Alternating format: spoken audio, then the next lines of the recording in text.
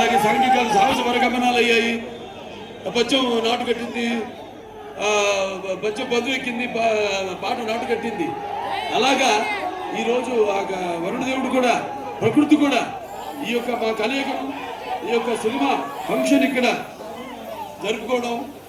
So మనం ఉంటాం showers of blessings అని. సో అలా ప్రకృతి కూడా ఈనాడు ఇంత పులకరించి మనందరితో సహకరించినందుకు పోలీస్ శాఖ వారికి ముఖ్యంగా నా ధన్యవాదాలు తెలియజేసుకుంటున్నాను. ఏది ఒక్కటి కూడా ఇంత జనం వచ్చిన ఏది ఒక్కటి కూడా ఇబ్బంది మీకు కానీ మాకు కానీ ఎవరికి కలగకుండా ఎంతో అద్భుతంగా ఈ కార్యక్రమాన్ని ఇంత విజయవంతం చేసినందుకు పోలీస్ శాఖ వారికి నేను అంటాను. అంటే నేను కేవలం ఒక నటుడినే కాదు, మీకు తెలుసు హిందూపురం 3వసారి ఎమ్మెల్యేగా గెలిచాను. నేను రుణపడి ఉంటాను.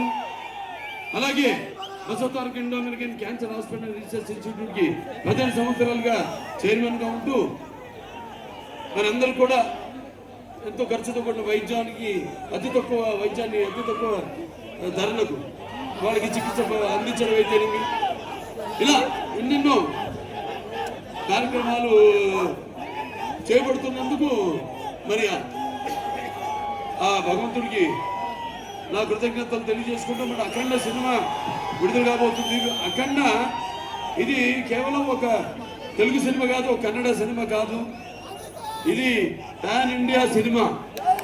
ఇది first certified pan India film, first certified.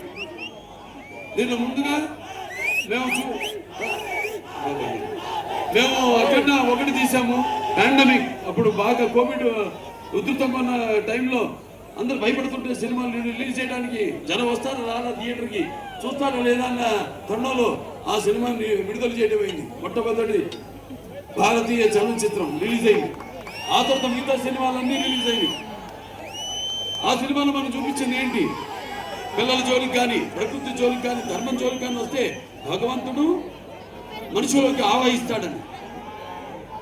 ఈ సినిమాలో మీరు చూడబోతున్నారు ఏంటంటే ముఖ్యంగా సనాతన హైందవ ధర్మం, యువతరానికి ప్రతినిధులు, నవతరానికి నాయకులు, భావితరానికి భారతదేశం మహాశక్తి అయిన యువత మీరందరూ కూడా పెడదారిలో కాకుండా మంచి దారిలో నడవడానికి నా ప్రతి సినిమాలో ఏదో ఒక సందేశం ఉంటుంది. అటువంటిదే ఈ అఖండ తాండవం. నేను చూస్తాను సినిమా ఇంత అద్భుతంగా, ఒక్కొక్కరి గురించి నేను చెప్పక్కర్లేదు.